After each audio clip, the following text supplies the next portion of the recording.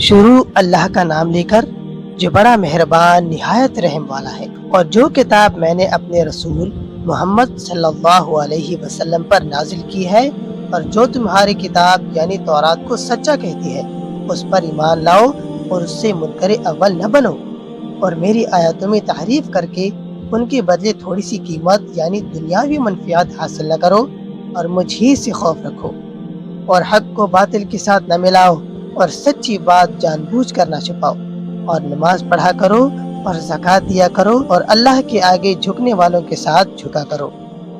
اور یہ کیا عقل کی بات ہے کہ تم لوگوں کو نیکی کرنے کا کہتے ہو اور اپنے تئیں فراموش کیے دیتے ہو، حالانکہ تم اللہ کی کتاب بھی پڑھتے ہو۔ کیا تم سمجھتے نہیں؟ اور رنج و تکلیف میں صبر اور نماز سے مدد لیا کرو، اور بے شک نماز گراں ہے مگر ان لوگوں پر گراں نہیں جو عجز کرنے والے ہیں، جو یقین کیے ہوئے ہیں کہ وہ اپنے پروردگار سے ملنے والے ہیں اور اس کی طرف لوٹ کر جانے والے ہیں۔ اے یعقوب کی اولاد، میرے وہ احسان یاد کرو جو میں نے تم پر کیے تھے، اور یہ کہ میں نے تم کو جہان کے لوگوں پر فضیلت بخشی تھی۔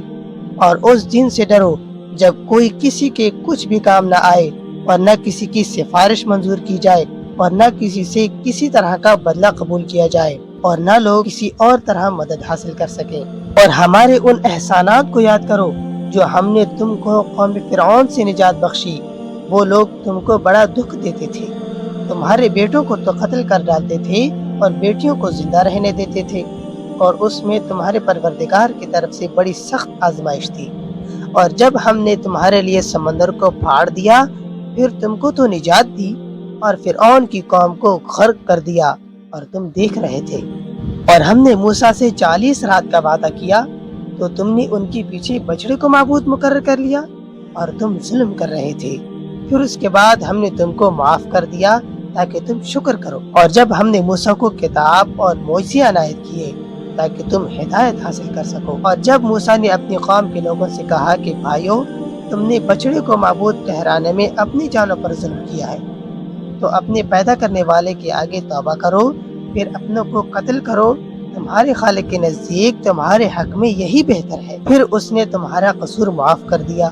وہ بے شک بڑا معاف کرنے والا ہے، بڑا مہربان ہے۔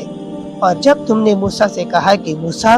جب تک ہم اللہ کو سامنے نہ دیکھ لیں تم پر ایمان نہیں لائیں گے،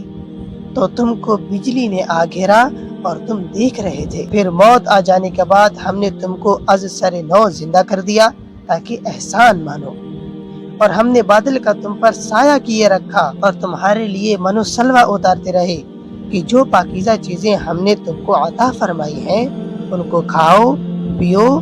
مگر تمہارے بزرگوں نے ان نعمتوں کی کچھ قدر نہ جانی، وہ ہمارا کچھ نہیں بگاڑتے تھے بلکہ اپنا ہی نقصان کرتے تھے۔ اور جب ہم نے ان سے کہا کہ اس گاؤں میں داخل ہو جاؤ اور اس میں جہاں سے چاہو خوب کھاؤ پیو، اور دیکھنا دروازے میں داخل ہونا سجدہ کرتے ہوئے،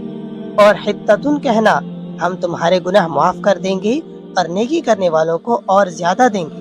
تو جو ظالم تھے انہوں نے اس لفظ کو جس کا ان کو حکم دیا تھا بدل کر اس کی جگہ اور لفظ کہنا شروع کر دیا۔